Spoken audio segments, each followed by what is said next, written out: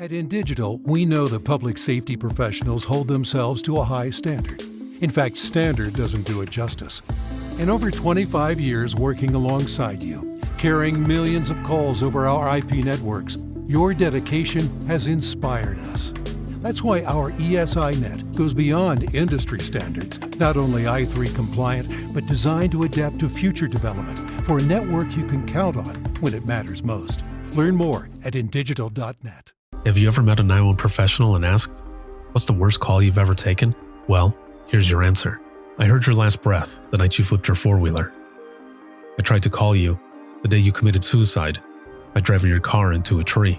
Blue face, cold to the touch. I helped you with CPR after you found your infant face down, not breathing. It messed me up. I did everything I could, but it wasn't enough. You were with me from the beginning, Grandma. 27 years later, I took the 911 call when you died. How fitting to be there for me in the beginning, and I was there for you in the end. I miss you, Grandma. I am 911. This is but a glimpse into the world of emergency dispatch. But what is it really like to answer a call during someone's nightmare? What is the impact on the first responder answering the call? From Titletown Publishing, and available on Amazon or where you purchase your favorite books and ebooks. Imagine listening. Your worst day is our everyday. If Within the Trenches has ever taught you something, open your eyes to what it is like to be a 911 dispatcher, or has inspired you to become one, then help support us and join our Patreon. Get exclusive bonus content, one-of-a-kind swag, discounts on merchandise, ad-free early access to new episodes, and much more. To join, please visit patreon.com/WTT podcast. And if you're an industry partner, we have something for you as well. And now, for the show. This is Jordan, and you're listening to the Code 7 Podcast Network.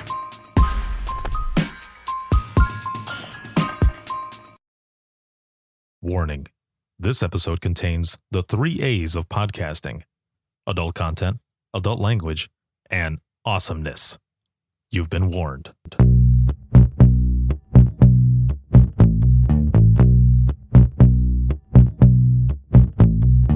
Welcome to Within the Trenches, true stories from the 911 dispatchers who live them.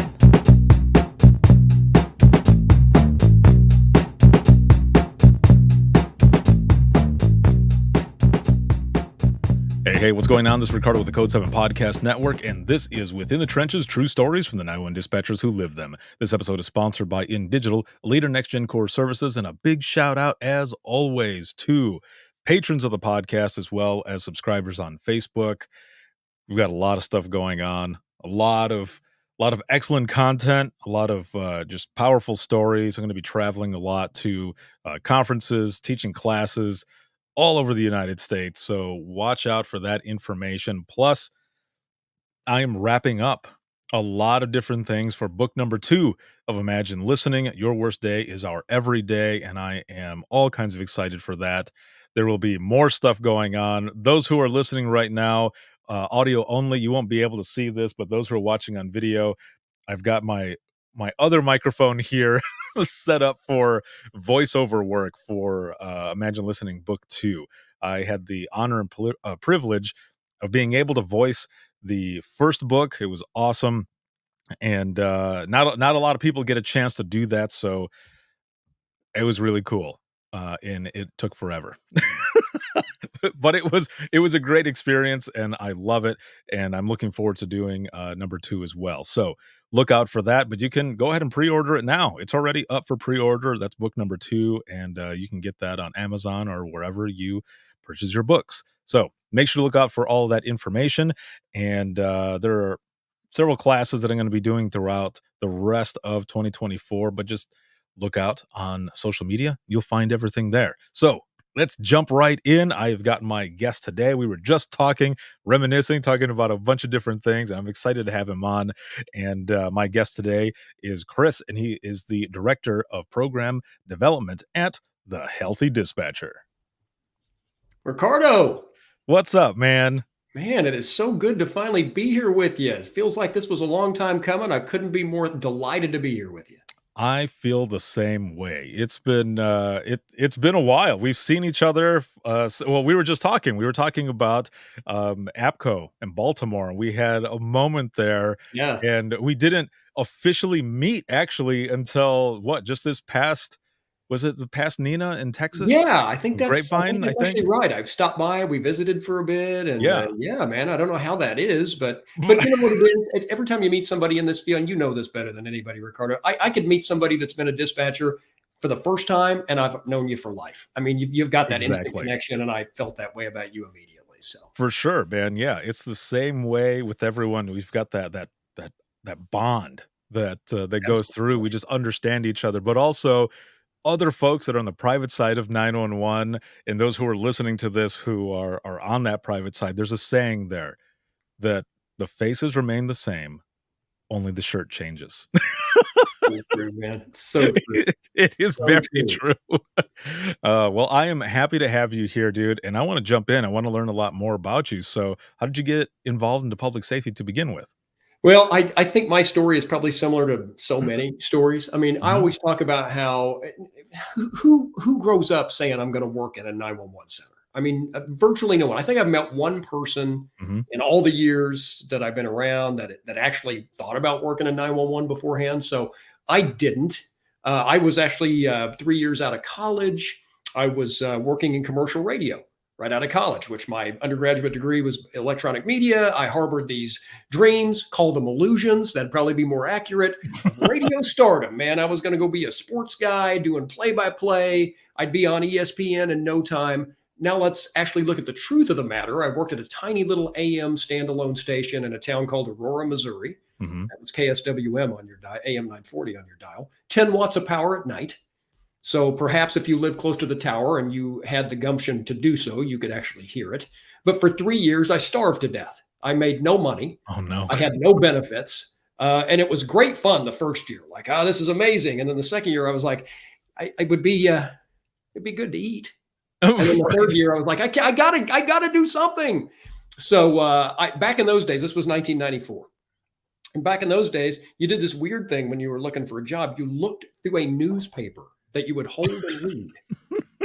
Indeed, indeed. I'm going back here. I'd come right out of the outhouse and then I'd pick up the newspaper. Sometimes we'd hitch up the horses and take them into town. That's how far back I go.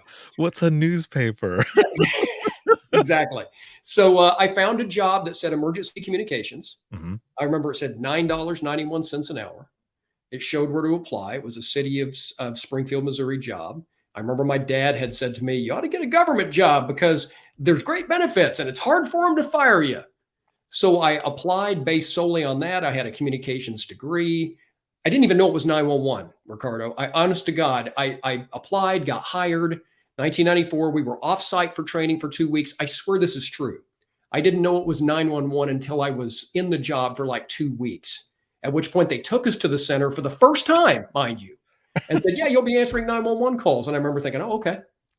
So yeah, that's I fell into it in 1994. One good thing that came out of working in radio is I met my wife there. We're still married. It'll be 27 years this year. So not to Nice. suggest that my radio days weren't great because they were. I got a great wife out of the deal. But yeah, so I fell in. Amazing. Yeah, it's a pretty good deal. I fell into it. These were the days of pre-Annie Alley. There was no Annie Alley. There were no screens. There were push buttons when someone would call 911. And what was really cool is if somebody was irritating the shit out of you, not that that ever happened. Right. Wink, Yeah. wink. You could press the button that they called in on and tie up their line for as long as you What? had the button pressed. So if somebody called in, they were harassing 911, you Yeah. just pressed the button that they called in on, which would tie up their line for just as long as you determined it needed to be tied up. No shit. Yeah, it was cool. So not that we did that often, but another memory of Right. those days, another great Disclaimer. memory. Yeah, exactly. Asterisk. Another great memory of those days, Ricardo, is they would try to count calls and to count calls and kind of keep track of stats back in the days before computers actually did it. They gave us these little clicker counters. And they said, okay, so every 911 call you take, you need to click that. A number will pop up. And at the end of the night, we'll come by and get a count from you. I was scared out of my mind the entire time I'm working. I didn't have time to click a clicker. I'm trying not to kill people. And so here would come the supervisor at the end of the shift, and we'd be like, "Oh shit!" And we just go click, click, click, click, click, click, click, click, until he would come by and say, "Oh, you took 97 calls tonight." So yeah, some of the adventures of the no technology early days. Oh my Lord. Okay, so let's backtrack a little bit. You that's a lot to take in. The Okay, wild, wild west, my man. so 28 years though in dispatch, right? And Yeah, you're correct. going on almost 30 altogether in Yeah, public safety. crazy. You're in radio and such, not eating anything. I mean, not even ramen. Like Dude, what? those days, I swear to God, I mean, I've probably embellished a bit over the years, but I made $7,000 a year my first year in radio with no benefits. I Wow. think they generously bumped me up to like 9 grand a year by my last year. I had no benefits at all. I had no sick time. And I honestly could barely afford to eat. I lived in a shack in Aurora, Missouri. And by calling it a shack, I'm actually doing it some justice. It was I can't even, you should see It's the like pictures. it's like the roaches were eating better than me. Dude, the toilet water would freeze in the winter. Oh no. My kitchen floor was like I would slide down because it was at an angle. I had no money at all. But when you're young, that's the time to have no money and have That's adventure. true. Try and figure out how you're going to make half a loaf of bread into 6 meals. But yeah, I literally lost weight those first couple years after college because I could barely afford to eat. So Holy crap. yeah, it was nuts. It was absolutely nuts. But I was in radio, and I was living the life and driving my little Geo Metro all over the state of Missouri to do play-by-play on a bag phone. Oh my god. Yeah, truth. Whoops. There's a so an upside down bag phone was literally my microphone for many of the play-by-play adventures that I had. And No I way. drive my own car. I remember I got a quote unquote $10 talent fee for each game that I did. So yeah. Damn. But you met your wife out of it. So that was awesome, right? Yeah, So that's she ran the board and did behind the scenes stuff. She was basically running the station, to be quite honest. But so I'd go out and do play by play at mhm. night, and she would be running the board back in the station. So I'd Wow. be like, "We'll be back to Aurora Hound Dog basketball after this 60-second timeout." And then my wife Mariah would play the commercials, and then we'd talk offline, and we got to know each other that way really, really well. We were both dating other people, so there's no expectation that we were going to date each other. Oh, there you So we go. got to know Okay. each other on this really cool friendship level. Mhm. And then it just grew from there when we both got out of the relationships we were in. And like I said, 27 years married this October. That's amazing. Well, congratulations there. That is Thanks, man. awesome. Now, Thanks. I have a question. Do you feel like, thinking back all those years later, or before rather, do you feel like your time in radio, the things that you were doing, did that any portion of that, any segment, do you feel like it kind of prepared you for 911? That's a really interesting question. And I've had people ask me that before. I'll tell you how it helped me. Mhm. I was terrified taking 911 calls. I was, as so many people are, for the first good length of time, I was terrified I was going to kill somebody, as we all kind of did. But where I Mhm. had no fear was being on the radio. Now, I was afraid being on the police radio because of the police. I didn't want to send somebody somewhere they weren't supposed to go. And back in those days, you had paper maps. Other than that, you had to know your geography. Oh, yeah, for So you sure. didn't have any CAD assist with that at all. So that was terrifying. But being on the radio and being nice and projecting my voice and all of that stuff, no fear with that at all. And I think you probably have seen this too, but a lot of people when they get on the radio, even extroverts, tend to be like, "Hey, see." But when I Yeah. first got on the radio, I was like, 222, I have a call for, and they were like, "Back off, dude, you don't need to scream on the." So in that way, Ricardo, I think yeah, I had no fear of the radio. I had no fear of kind of people listening to me or watching me talk. But the other stuff, I was just terrified, like so many people are. Wow. Okay, so you're getting in there, and for basically 2 weeks, you're just you're doing your training and not really sure that you're gonna be taking or knowing that you're gonna be taking these 911 calls No and such. idea, no So, clue.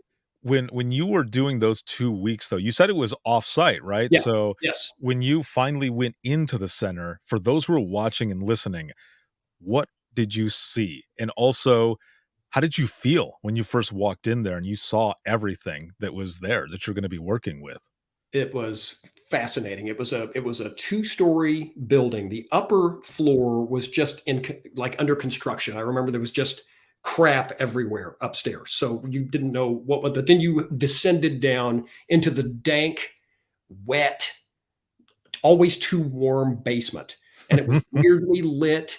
And back in those days, there was still a bit of smoking allowed, even in an enclosed space. It was, we were kind of getting into the point where that wasn't allowed anymore. But that kind of created a sort of a scum on the walls. And we walked in there, and there were all these people in light blue matching polyester with collar brass and all their little individual consoles. And I remember thinking, what in the hell have I gotten myself into? Like, I'm going to have to wear that and the headset and they were doing so many things at once. I remember being just overwhelmed as I looked over, say, for example, the fire dispatcher when I walked in, and he was writing things down while he was on the phone, while he was keying up on the radio, while he was talking to somebody across the room. And he seemed to be doing it all fairly calmly and well. And I remember just being completely blown away that humans were capable of that. And I remember thinking, as I thought for such a long time, as we all tend to, there's no way in hell I can do this. Right. Yeah. Yeah. So it was, and it felt very exclusive. Mm-hmm. Like, this is a group of people that are really different than other, and they were. I had no idea how much so, that they're doing something that not very many people know about. And they're doing an incredible job with it. And listen to those phones. And I was just kind of in awe of it all, and terrified and interested and freaking out at the surroundings, and so much all at once. But it was a real eye opener. It really was. You take me back to when I first walked into the central dispatch. I very first started out in a PD, small PD in Central Florida, one person on. But when I moved back home to Southwest Michigan, and I walked in for that first day of central dispatch, where there was 3 to 4 people on at a time, that was pretty crazy for me as well. I feel the same way as you, that feeling of just being overwhelmed, because what I saw them doing is, and this is the only way that I can explain it, it would be as if it was a human, like octopus. Like, that's how much they were moving their hands, like you would think they had all of these arms to do this. And there's just so much that's going on. I had the same feeling. Am I going to be able to do this? Like, I have experience already from the other place, but this is a different beast. Yes. Yeah. I mean, and to this day, I never have lost sight of how special the people in our industry are and their ability to do that. And a lot of people are not. Well, let me back up here. The funny thing is, I think all of us in the interview pre 911, when we're asked about multitasking, we all think we're multitaskers. Like, I remember thinking to myself when they asked me that question, I've been on the phone and talk to somebody at the same time. I'm a hell of a multitasker. And then I got into 911, and I'm like, this is nuclear multitasking. So I've never lost sight, and people in 911 shouldn't either, of how unique a skill set it requires to not just multitask, but to multitask calmly and with excellence with every single thing that you're doing. It still blows my mind. Right. Yeah. So here's a question then. The moment you realized that you were actually going to be, I mean, you said that they told you were going to be taking 911 calls, but when it became real, what was that like for you? I was mortified, terrified. I was a cocky kid. I was, 26 when I started there, and not to impugn all young guys, but most guys in their 20s, we know they think they know more than they do. Hygiene is not particularly important. They're a little louder than they need to be, all of which was true about me. But I remember having that just chopped right down. Just this bravado, this mid-20s bravado that I came in there with, just got taken away from me. And in hindsight, that was one of the greatest gifts that I could have gotten, was to start growing up. And I desperately needed to. And as you know, Ricardo, when you work in 911, if you don't come into the industry with a little bit of modesty and humility, it will whip you into it against your will if it needs to. And I've always thought of 911 as sort of almost like basic training. It will tear you down to build you up in ways that you hadn't imagined. So yeah, I was terrified. And I remember my trainers saying, here's what's going to happen, and here's what you're going to need to do, and here's what you're going to have to find out. And just being absolutely overwhelmed continually telling my trainer, there's no way in hell I can do this. There's no way in hell I can do this. In fact, it's funny when I see some of my original trainers to this day, they're like, hey, Kris, long time. I told you could do it. So even to the day, because I became known for that. I was so terrified of screwing something up or killing. Who's ever worked in a job before 911 where if you did something wrong, you kill someone? Like, I'm doing play-by-play on radio. If I call the wrong number, then the wrong kid gets credit for a basket or a touchdown. Who cares? Right. You have a little fun with that. You get into 911, you mess up a street location, somebody could die. So yeah, I was wide-eyed, awakened, sobered, and terrified.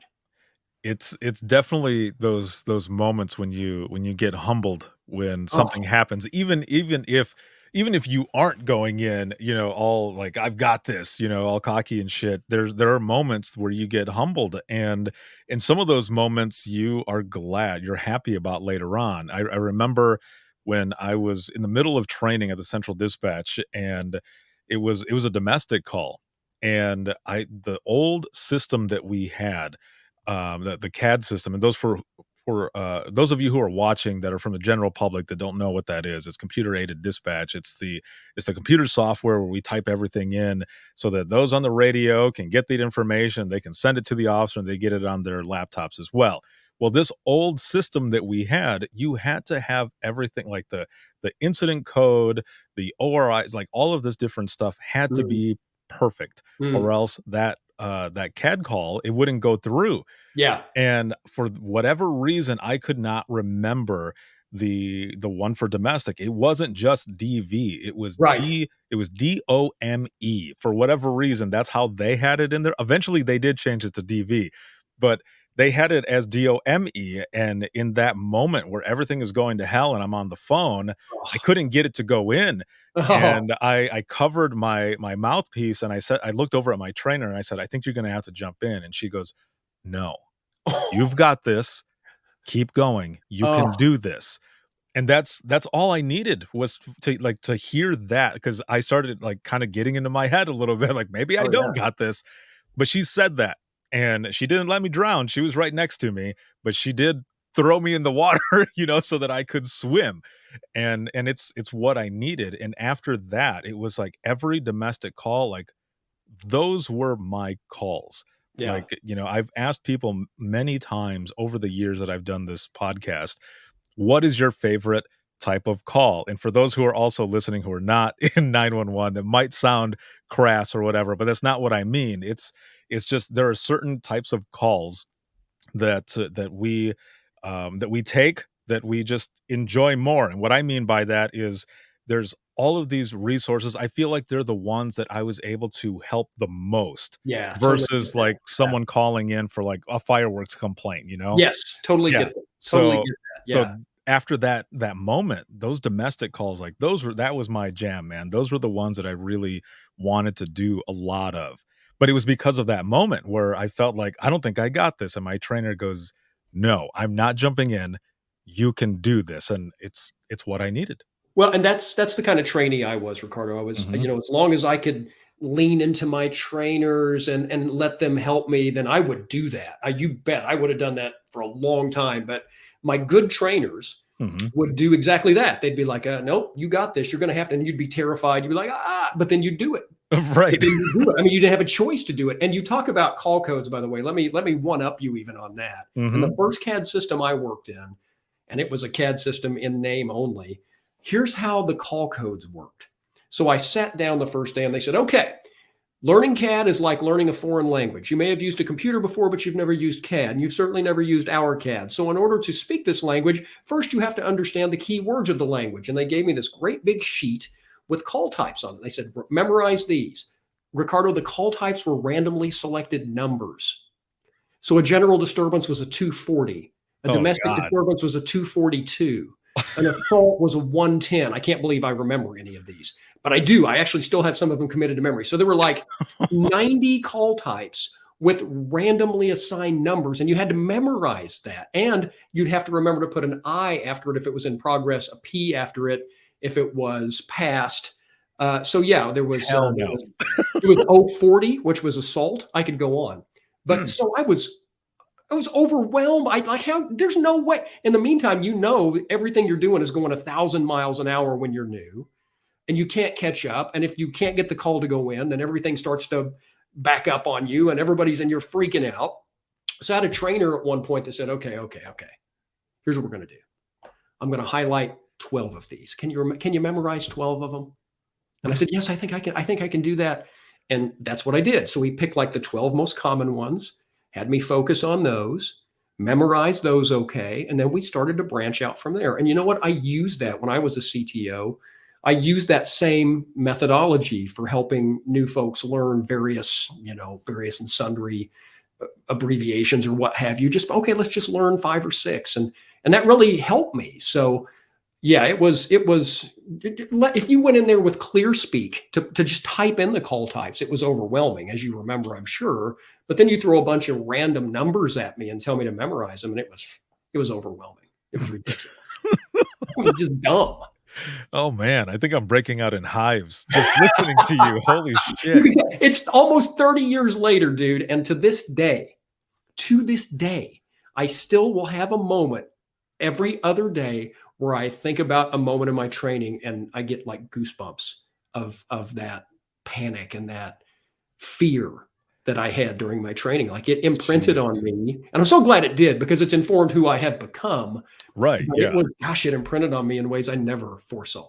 Well, and it's also good, especially for and that's why I love doing this so much, and why I think this podcast is so important as well, because there's a lot of people who tune in and listen who are newer or even, seasoned. Some of them retired as well, but Yeah. a lot of those who are getting in or have been there for a while, they'll send in messages and say, I heard such and such on this one episode, and I had been trying to figure out how to conquer this piece or whatever. And I heard it there. And so, like, us talking about this is good stuff. And dude, I got goosebumps too when you were talking, because it took me back to some of those codes as well. We didn't have as many codes as you guys had, but Ugh.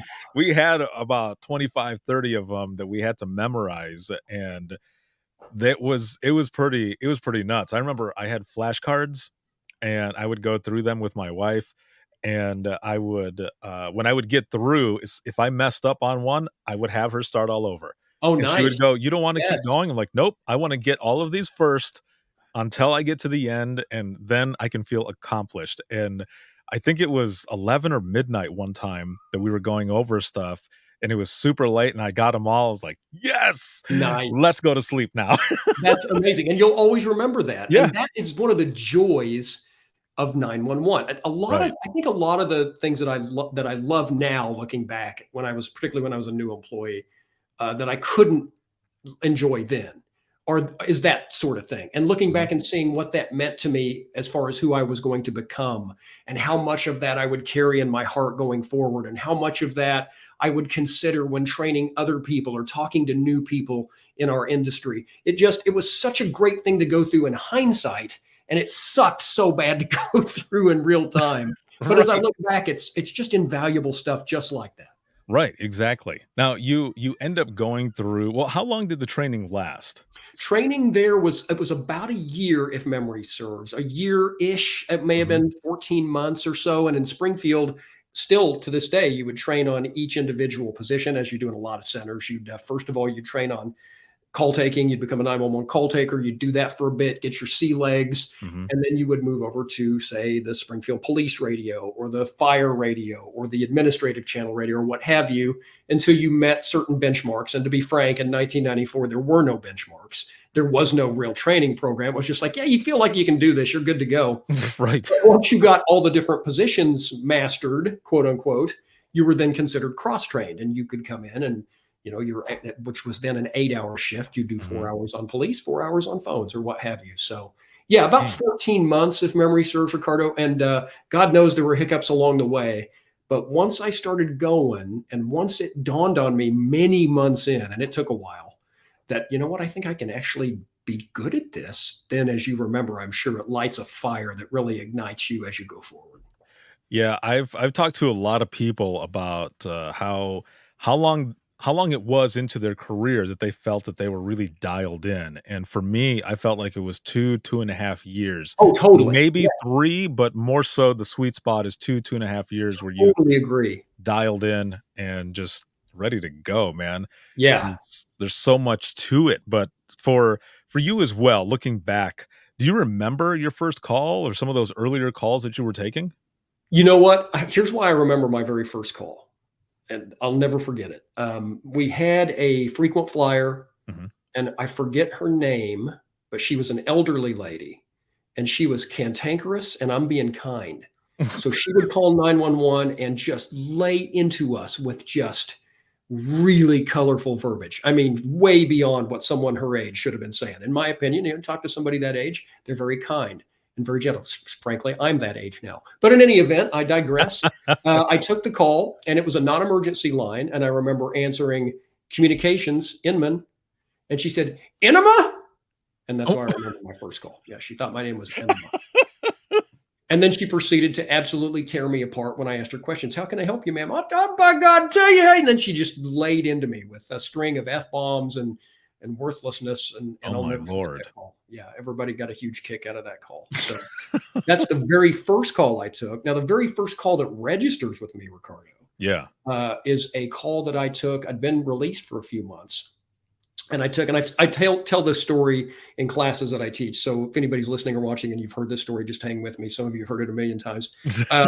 Took a call. I forget the exact address. House fire. So at this point, I'm working with several other 20-something guys. We're all released. We're all competing with each other to see who can answer the most calls. And I get a call like, I don't know, 1328 East Elm, a church fire. And you know it's an involved fire because all the lines are ringing. And when you answer, people are doing this. "Oh, God, help us, God, God." And no coincidence, by the way, that they're screaming, "Oh, God." Right. Yeah. And the people are freaking out. You know how it is when a call is legit like that. And so Exactly. lines are lighting up at 1328 East Elm. I put it right in at 1328 West Elm, gets over to the fire dispatcher. Fire dispatcher dispatches it. Don't know if you caught what I did there, but it was at Mhm. East Elm. I put it in at West Elm. Crew gets out on scene. There is no church. There is no fire. Lines are still ringing. People are losing their minds. And it dawned on me at that moment as the fire dispatcher looked up over his console at me that I had put an involved church fire in at the wrong address because I was being cocky. By the time the fire department got out to the correct address, the church had essentially burned to the ground because of my error. Oh And man. man, you talk about humbling me. Oh, You'd for think real. I'd already been humbled, but wow, I will never forget that. I still have that copper penny taste of panic in my mouth when I talk about it. And it still informs everything I do to this day. But that call will never leave me. Now, fortunately, no one was hurt in the Yeah. in the fire, but literally a church burned down because of me. And God's house, no less. You and I have an agreement, we and an understanding. He has understand that was a training moment for me, so we're all good there. But yeah, man, it was horrifying. I will It's never, ever, ever. It's been almost 30 years ago. I just feel it like it was yesterday. Like how, and that also informed how the expectation of pure perfection that not only the industry places upon us, as you all well together well know, Ricardo, Mhm.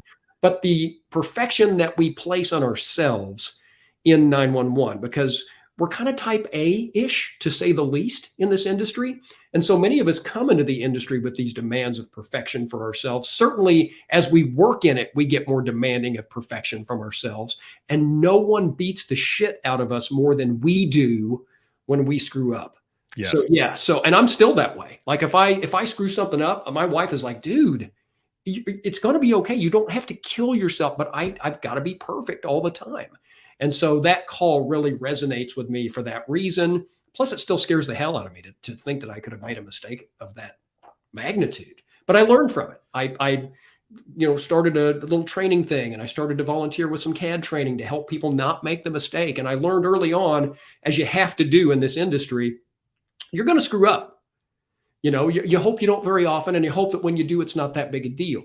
But if you take 1,000 calls, you're going to screw up one or two. You just are. I mean, Ted Williams was the greatest hitter in the history of Major League Baseball. The dude hit 400.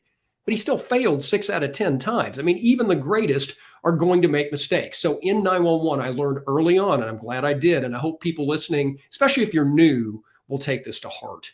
Even though you are driven to run from your mistakes and panic and screaming and beat yourself up, figure out a way to own them and become someone who advances or evolves because you've made them. Because mistakes can give you that if you will let them. Doesn't mean you have to embrace them. So I learned how to be stronger, better, more improved through my mistakes. And it just changed everything for me. But man, I'll never forget that. Oh, I don't even like talking about Oh, it.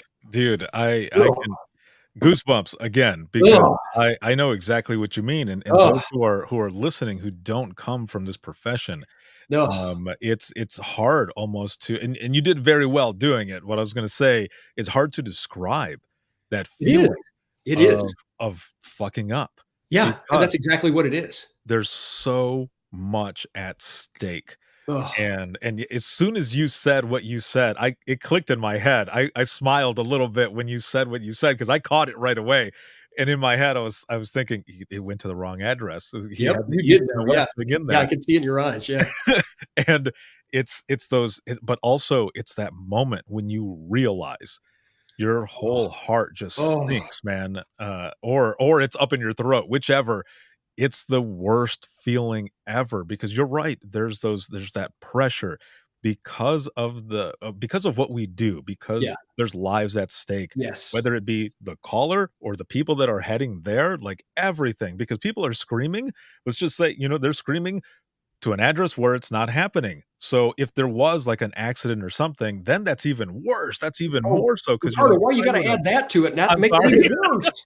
I'm just Oh, I'm just saying, like, in this example, you brought up the example. I'm just oh, saying that in this example that if something like that happened, yeah, there's all of these other things that come, and yes. and that puts even more pressure on us, and it eats at us. And I Oh, was telling someone earlier that, um there's no one else that's a more worst critic than ourselves. When no I was one. a supervisor and, I Absolutely. had to write somebody up and take them to the office to talk to them for whatever reason, I would always say to the person right away as we're talking about the incident, I would say to them, "Listen, there's nothing I can tell you that's gonna make you feel worse than you already feel. Yeah, So we're just gonna talk this through, and we'll go from there because anything else that I'm saying, it's gonna pile on, but yeah, you are your own worst critic, and it's eating at you. I can see it, and it's gonna because I've been there.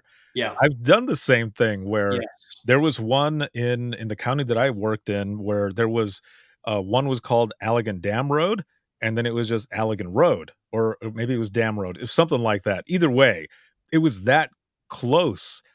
I did the same thing, and it was on Oh, a medical, and someone caught it as they were heading that way, and I was just, oh my lord, like, I can feel it right now that oh, I I was feel it for you. the It's the worst. anxiety, man, it was just bad. And I remember EMS called up afterwards, they're like, "Look, everything ended up being fine. I just need to tell you." And I was like, "Hey, I know. I know exactly what it is." And they're like, "Alright, that was it." Like, they didn't even have to say anything else, Yeah, like, they could hear yes. it in my voice, so I know exactly what you mean, man. Those are some heartbreaking moments sometimes, even if something bad doesn't happen. It's just heartbreaking to you because you wanna do such a good job, and when it happens, you're like, "I can only learn from this." That's all I mean, that's literally all you can do, Ricardo. If you're Mhm. willing to open yourself up and learn from the mistake, as painful as it is, it will make you stronger. It'll make you better. And you can even make the people around you better as a result of it. So that's what I really Right. tried to do. But another thing, you want your people to feel that way, after a call like that. I remember as a supervisor and as a trainer, I'd occasionally have a person who didn't sweat it when they made a terrible mistake. They're like, "Yeah, whatever." And that troubled me far more than Right. somebody beating themselves up troubled me. Yeah, exactly, because someone like that who has kind of that attitude going into it where they're just kind of jaded or slightly crusty already, Yeah, then you start thinking, "Okay, we need to try to figure this out because if they really don't care in a spot where all we do is care, we want to help people, we're sure. there with them the whole time, we're empaths. We put ourselves in their shoes so that we can understand and everything, and that's why a lot of that sticks with us. But if someone is just like really not caring, then you might need to Yeah. It being could in a be different profession. yeah, absolutely. Maybe this isn't for you. Yeah, for sure. Right. Yeah, exactly. So you end up going through all of that and all of the stuff that you're learning, you end up becoming a CTO or certified training officer. Now here's the question. Why did you become a CTO? And the reason I ask is because a lot of folks who have become a trainer as well, it's one of two things. One, they had shit training and they wanted to break the cycle and not have any of those new folks have to deal with what they dealt with. So they become a trainer, or they had amazing training and they want to continue that legacy by becoming a trainer themselves. What was yours? I had both. I had one trainer who was an absolute terror. She was evil. I mean, she was pure evil. Like when she'd walk close to you, like you'd smell brimstone, the smell Oh of my God. she was she was Like, I, I see I'm your not broom. I'm not positive about this because I never Mhm. saw her take her shoes off, but I think she was hooving. Not positive about that, but I'm pretty sure she in any event, she was a terrible trainer and she was mean and vicious. And so I learned a lot about what not to do from her. And then I had a trainer who was this Zen calm dude, and he was in the face of absolute chaos. He was so calm, and I was so impressed by that. So when my opportunity to train came along, I just felt like I had a really nice base of bad and good to work from. And so I wanted to help because I remember just the how overwhelmingly inept I felt trying to do that job. Mhm. And so I wanted to try and impact people who I knew were going to feel the same way. Because again, the great majority of us in 911 have never done anything like it before. Like some of the people I've worked with were, I've worked with a chiropractor. I've worked with people that worked in drive-throughs. They don't have any experience with this. So it's a killer when you come into that. So I knew that I could make a difference for people who felt completely hopeless. And I knew that when they lost all of their confidence, which you will for a time in 911, most of us did, I knew that I could help fill that gap and keep them going and keep them pumped up and continually be there for them. So I was motivated to do that for people. And I think ultimately that's what powered me into being a CTO. And I was a CTO for several years and really enjoyed it, especially for people who were self-driven and self-motivated to be great and really beat themselves up when they weren't. And because you can work with that. And Right. so those were great people to help. And there's still nothing more rewarding to this day than to bump into somebody I haven't seen in many years. Hey, you trained me, Kris. It made such a difference in my life. And, because your trainers do, like all of us, when I talk to people around the country in 911, everybody's got a trainer or a person or people who they carry close to their heart because of the difference they made for them when they were new in their 911 center. Like I've got a couple people who I wouldn't be sitting here with you, Ricardo, if not for what they did for me in the early 90s. And so I was driven to be that for people, to try and help them see the greatness that they were capable of when they couldn't see it at all. And again, when you're a trainee, most of us, you are blind to any possibility that you could be great at this. Right. And you are the type of trainer that I would have loved to have had as my trainer, because when I was working and I mean there was a point where a lot of places are short staffed, right? Oh, But yeah. the center that I was at, we were so short staffed that everyone became a trainer. We didn't go through the CTO program. Like, we had actual CTOs, but then we needed to train people so badly that everyone became a trainer. Oh And man. I took those moments to basically kind of share a piece of myself, and the stuff that I had gone through, and the wins, the losses, a lot of the devastating moments or whichever, because that's what I enjoyed with my trainers, was when they kind of gave a piece of themselves Yes. and really opened up and showed that they cared, and we're just like, "Oh, I'm not going to learn your name until you're, come in here and you've actually earned it." No, fuck that. Like, Yeah, I couldn't I agree I more. want you to stay. Hate that So shit. you're Hate that right. shit. Like, I'm going to learn your name right away. I'm going to welcome you in and say hello and welcome to the family. If you end up not staying, then there was a reason, and that's okay. We continue doing what we do. And that's what I loved about a lot of those trainers. I had a trainer, his name was Rob, and I would observe him when he would take 911 calls for suicidal subjects. And what he would do is after he, went through the whole process and everything, he would start asking questions because for those who are watching and listening who have never taken a call before with a suicidal subject, you remain in the line with them as long as you can until help gets there. If they hang up, you call back, all of that stuff. But you have to continue that conversation and try to also keep their mind off of what they originally called for. So Yeah. what he would Yeah. do is he would ask them like, "What are your favorite movies? What kind of music do you like?" And all of that stuff. And I always loved that about him, that he would go to that human side. Because when I very first started dispatching, my very first trainer, all the way in the beginning, back in 2001, he told me that the things that I needed to do this job was to have thick skin, common sense, and to be human. Mm, that's good And stuff, that's man. that's always stuck with me, man. That's good stuff. I mean, you've got the bases covered right there. And I always led every brand new trainee with the statement, "Hi, I'm Kris. I burned down a church."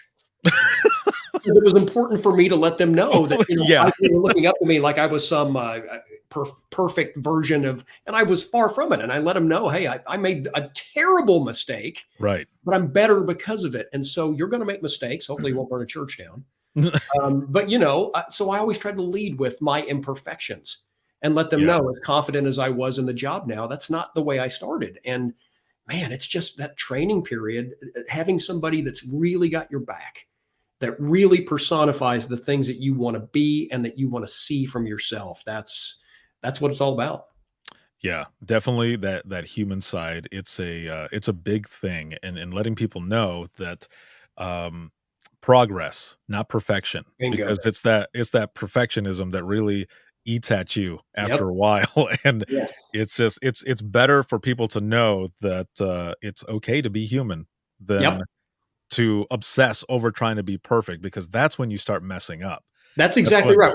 When you start working to not fail, you're going to fail. It's like somebody told me, and one of Mhm. my trainers years ago, "You ever seen one of those tightrope walkers?" And I said, "Yeah." You ever notice how they never look down? Okay. Well, if they look down, then they see that they can fall, and then they fall. And that really resonated with me. And by the way, every impression I do of everybody sounds exactly like that. So probably the person didn't sound anything like that. Just so you Well, I dig it either way. So, you go through all of this time and everything. You've been taking calls and, you become a CTO. You've got all of this experience and such. And as long as you feel comfortable sharing, what about a call that sticks with you? Yeah, man. I had gotten to the point. I had become a supervisor, still taking calls, obviously, as so many supervisors do. I mean, so many people are supervisors and title only these days because they're out deployed on the floor. But I'd been a supervisor for a few years. And I was getting into that jaded point, like where you get to. We all get there when the job becomes second nature to you. You don't have to think about it anymore. When you leave work, if somebody says, "Hey, did you take an interesting call?" and you honestly can't remember any call that you took because it's so rote at this point.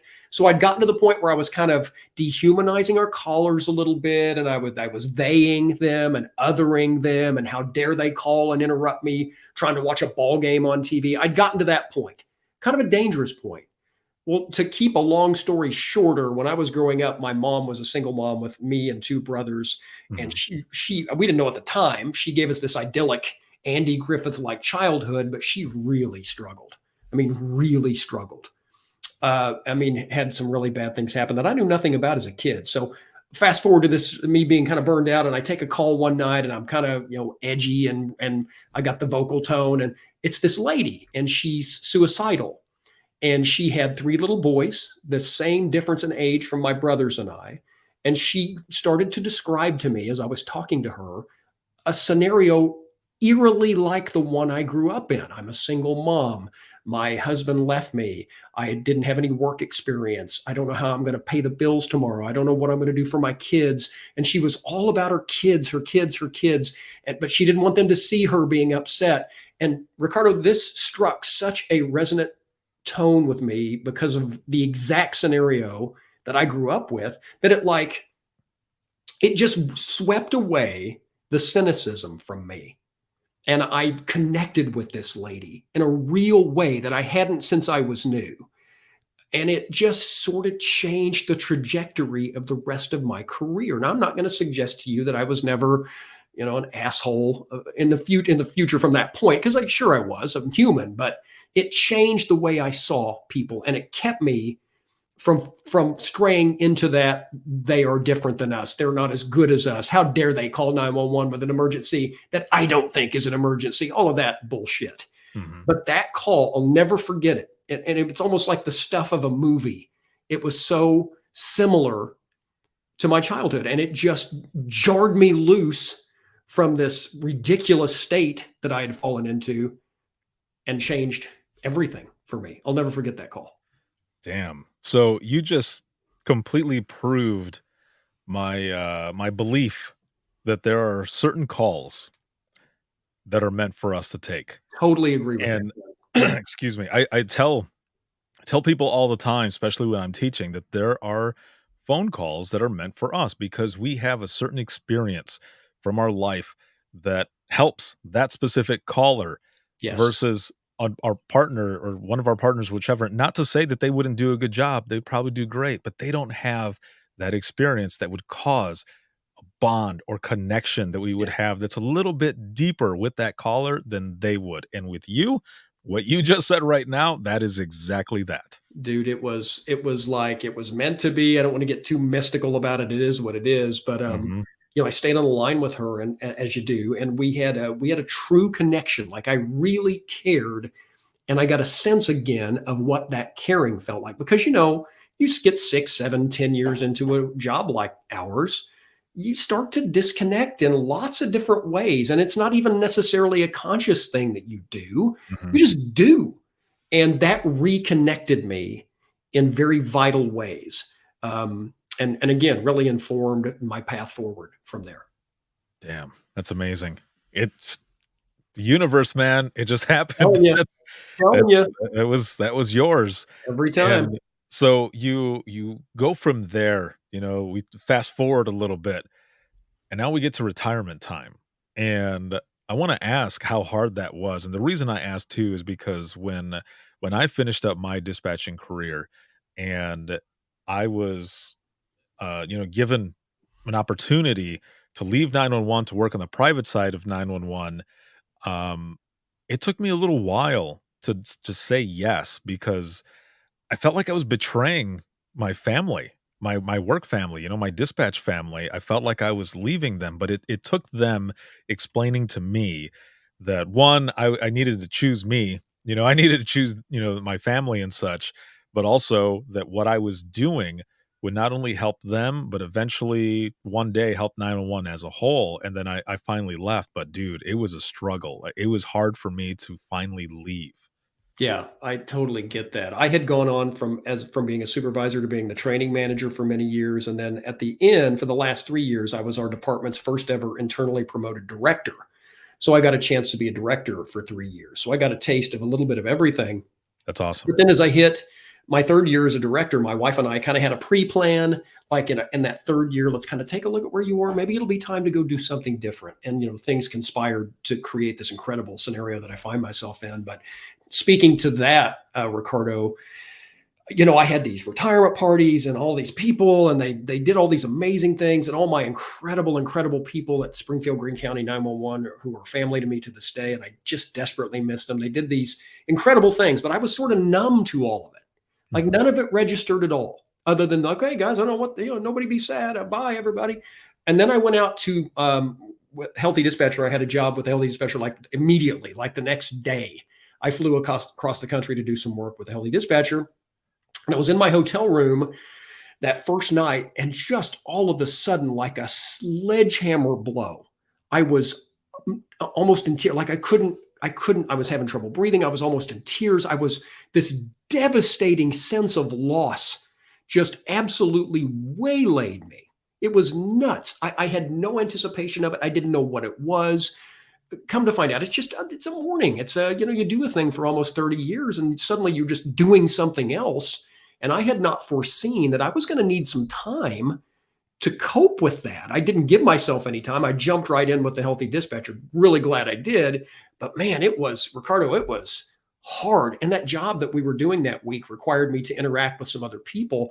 And a couple times I had to can you excuse me for a minute? I had to go outside and gather myself because I was almost in tears just thinking about my people, because we were doing some stuff with other dispatchers and I just wanted to protect them. I wanted to be their director and I wanted to take care of them. And it was overwhelming. Having said all that, to have gotten the opportunity to do what I'm doing now is literally a dream come true, working with the Healthy Dispatcher and Adam Tim and this incredible company. And we'll talk a little more about that. But yeah, the retirement part was incredible. The parties and the goodbyes and all of that, but none of it registered with me emotionally until I was gone. And then it just almost knocked me down. It was, and there were still times when I'm like, man, I miss my people. I love, love, love my people. I don't always miss the job. I'll be Right. frank. I don't, but I miss my people. They're my family. They're so special to me. They always will be. So that's hard. And this is why I wanted to ask you as well, because I have a few friends across the United States who have left. And recently I was chatting with them just over like text and stuff, and they said, what I didn't think was going to happen was everything was going to come back. Like a lot of calls that I hadn't thought about, Yeah. something triggered something. Yeah. Or then I was thinking about, how I left and I was doing something else. And just like you feeling that loss, I was the same way. I started with with the company that I was working for at the time in digital the next day. So my last day in dispatch was actually on my dad's birthday. And I had planned it that way. I told my dad, I was like, my last day is going to be on your birthday. And he's like, oh, that's cool. I was like, yeah, it is. It's cool. But I wasn't fully prepared for No. it because I had Nope. gone through all of those emotions and everything, and I thought, "All right, here it is, next chapter." And the following day, it was my first day working within digital. I'll never forget, I called the VP of the company and I said, "Hey, Eric, I was just checking in. Just wanted to see, what you guys wanted me to do today. It's my first day within digital." And he goes, "This is what I want you to do." And it was like my dad was talking to me almost, and which is funny because Eric and I are about the same age. And he says, "What I want you to do is I want you to take the next 2 weeks to just spend with your family. You've been working all these years in dispatch, and I want you to enjoy them because I'm gonna tell you this right now. Once we start, it's going to be fast, and we're just gonna be working and working and working, so enjoy them now." And I said, "Okay." I said, "But do I like," and he goes, "Don't worry, you're getting paid."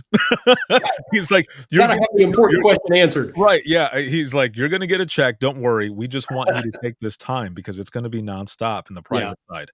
And I said, "All right, cool."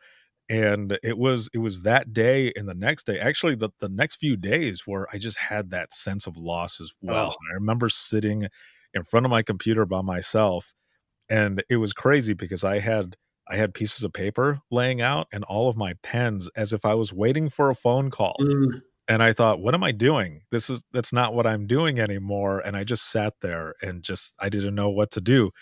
But yeah, it was that sense of loss.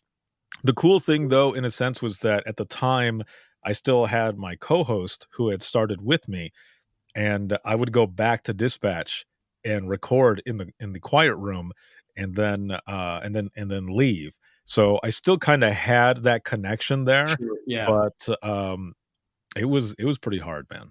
Yeah, it's your family. I mean, and if you do a thing for a long period of time, especially a thing that requires you to go through the kinds of things that we go through in 911, there is Mhm. a bonding to each other and to the work that occurs that is not necessarily that way in all professions. There is a, and you don't see it. You do it for a period of time. You don't necessarily even see it happening until it isn't happening anymore. And Mhm.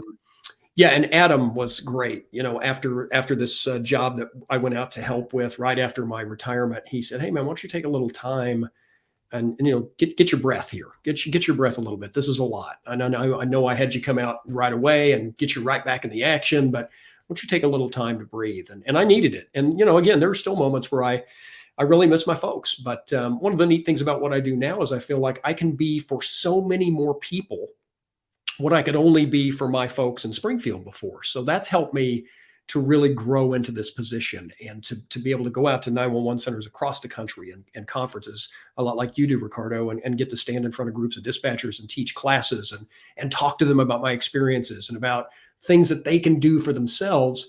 This has created for me this opportunity to be the thing that I miss the most. And now I can do it for even more people. And I get to do it under the auspices of the Healthy Dispatcher, which is an absolute, overwhelming honor among honors to get to do. So that's kind of the way I've come back around, and it's been quite fun, and it's only going to be more fun going forward. That's awesome. So, as we're kind of going into the wrap up of this episode, what I want to know is, and for those who are also watching and listening who might not know who the Healthy Dispatcher is, which I don't know how they would not, but if they don't, what is the Healthy Dispatcher? What does it all encompass? And what is your part in all of it? Well, if most of you listening or watching surely know or have heard of Adam Tim, Adam is a superstar in our industry and has been for many years. And Adam founded the Healthy Dispatcher in the early 2000 teens and watched it grow enormously as he went around the country and taught and spoke and just made an immeasurable difference for the people in 911. Adam had been an LA dispatcher for about 10 years. And so he'd been through the trenches and he'd been through the whole disgruntled stuff and brought himself back out of it. And Adam, if you know him, is the most open and honest guy you'll meet. He's humble and he's raw and he tells you what he thinks. He's a dispatcher, essentially. So I knew very much about Adam and what he had done. And as I retired and Adam and I spoke, and I saw the opportunity was there to come to work with him, I just embraced it. And it's just such an honor. So what we do at the Healthy Dispatcher is try and share via our experience in a 911 center. Adam and I together have, over 50 years of experience combined. We do classes around the country. We can come out and speak to you on numerous topics, which you can find at thehealthydispatcher.com. Mhm. We have leadership classes. We have classes about how to get back to basics in your skill set. We have all sorts of classes that we write proprietary to us based on the experience that we have had ourselves. And we come out and share that experience with you. We'll come out and do classes, 4-hour classes, 8-hour classes, 1 day, 2 day, 3 days, whatever it is you need. That's what we do. And it's just such a privilege to be able to take all these years of experience and to continue to use them in a way that helps the industry. And that's what drives our company at the Healthy Dispatcher, is being able to give back to an industry that's given us so much. My dad was a school administrator for like 30 plus years. When my dad retired, he got out of the industry. And I always thought that was so sad because my dad's so knowledgeable about it and so many young teachers could get so much from him. But my dad was one of those people who's like, I'm done with this shit. I'm not doing anything more with it. And I always thought that was kind of sad. So for me to have almost 30 years of dispatch experience, to be able to continue to use that experience in a way that can help other people with Adam, I mean, come on, it doesn't get any better than that. So I hope people will go to thehealthydispatcher.com, follow us on all of the socials. I do some really fun stuff for the company. I do a thing called the THD Training Minute, which comes out every week. It's just a little minute snippet training video that you can use, you can share with your folks. I write for the company as well. I've got an article that comes out every other Monday that we post across all of our socials. Adam is super active on there. Kaylee Green is another member of our staff who works out of North Carolina, does incredible stuff with our website and our social media presence. But we, as a company, are there to help dispatchers, period. End of story. That's what we do. And I'm just anxious to continue to get out across the country, as I've been doing feverishly since I retired, and meet people and talk to dispatchers. And as you and I talked about, Ricardo, when we met the first time, it's like we've always known each other because we're essentially family, as all dispatchers are. So when I get a chance to go out and be among family around the country, that's what this is about, man. That's what it's about.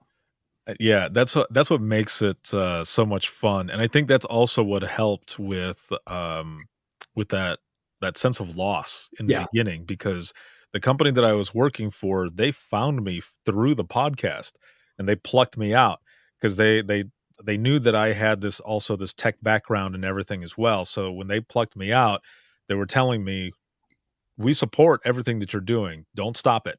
This is the reason we got you here, is because of what you do. And we want to continue to help you, push you and what you're doing with this show and sharing these stories and everything. So I think, like, for me as well, just kind of like you, jumping in and doing all these classes and all this other stuff and being around folks that are like family, that's what helped Yes. that loss. Like it was a healing moment. It fills that gap because you realize, and the thing I missed, as a director, trying to take care of my folks. It wasn't always as successful as I'd hoped to be, but I always really, really tried so hard to make life better for my folks. And having that ability taken away was like ripping off a Band-Aid in weird ways. But now I've realized that I can continue that advocacy for the industry and for people at large. Like I was out in Oregon for 4 days at the beginning of the year, and I got a chance to not only teach multiple classes, but to just sit and visit with those folks and talk about what they need and share some of my experiences. And, that sort of thing fills the gap and makes you realize that the experience you have in this industry can continue to help you and other people. And, whether it's going to conferences, and we're at every conference, come see us at our vendor desk, like everybody come see Ricardo, then come see us, come get some swag. It's just nice to talk to people about what they're going through and how common it is for all of us. Right. And, one of the things we always talk about at the Healthy Dispatcher is somebody in another agency has a problem that you think is only yours, and they're solving it. So if you can get together, you can find a real resource in other people. At last Friday of every month, we do something called THD Talks, where we invite people to just jump aboard with us for about 30, 45 minutes and just talk about problems in your center. Talk to each other. We put people together because that's your greatest resource that you often don't even know is out there. People that are going through what you think is alone for you. So it's neat to put people together and help them solve issues that may seem like they just can't be solved. And it's a pretty cool feeling to get to do that. That is awesome, man. It has been excellent to have you on here. It doesn't even feel like it's been an hour. No, it feels like we just got started. Let's do another 3. I know, right? This has been really good, but I have one last question for you. Sure. So with all of your years of experience now, I mean, you're going on about 30. So if you could go back in time with the knowledge that you have now to talk to yourself in the beginning when you very first started, what would you say to yourself? What advice would you give yourself? Stop being so hard on yourself. Trust that you can do the things that you don't think you can. And just trust the process. Trust that the process will make you great. Let yourself go there because you'll get there. It's not going to be today. It's not going to be next month. Also, you're going to take a church fire call. Be really careful with that, please. But aside from all that, just chill, dude. Quit beating yourself to a pulp. Let things happen and let yourself become great, because you will if you'll just shut the hell up and leave yourself alone for half a second. That's perfect, man.